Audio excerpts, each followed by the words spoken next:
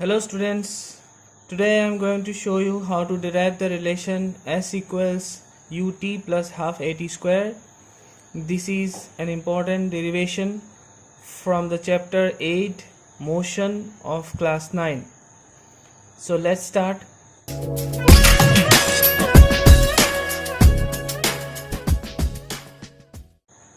As you know, in chapter 8 we have three equations of motion: v equals u plus at, s equals ut plus half at square, and v square equals u square plus 2as. So let's begin the derivation of the second equation of motion. First, for any object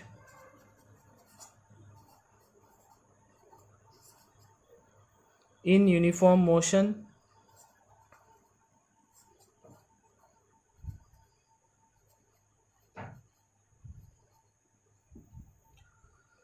we have s, that is distance or displacement,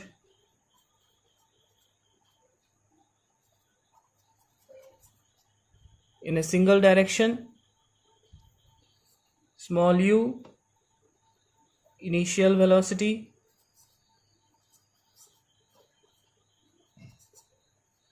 small v final velocity,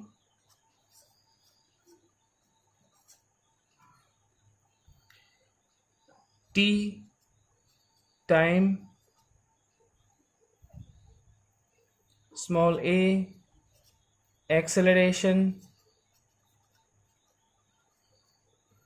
and VAV, that is average velocity.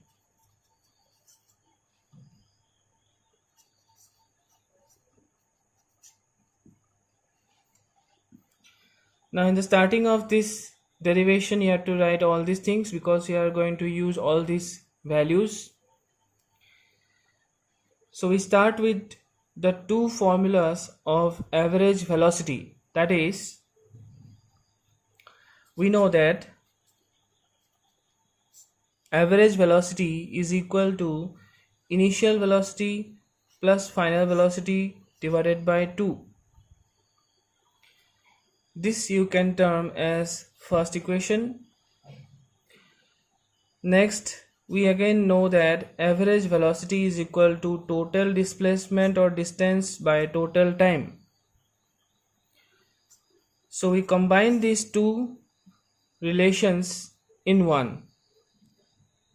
So from 1 and 2 equations we get s by t equals u plus v by 2.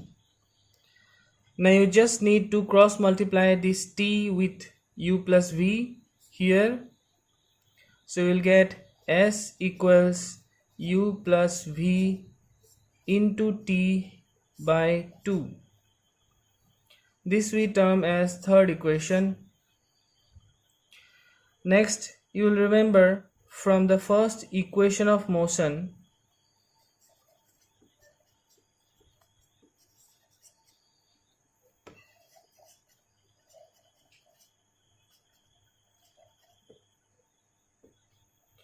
v equals u plus at. Now we need to replace this final velocity here with this term because we need acceleration. So we'll just substitute the value of v, that is u plus at, in the third equation here. So this will be fourth equation.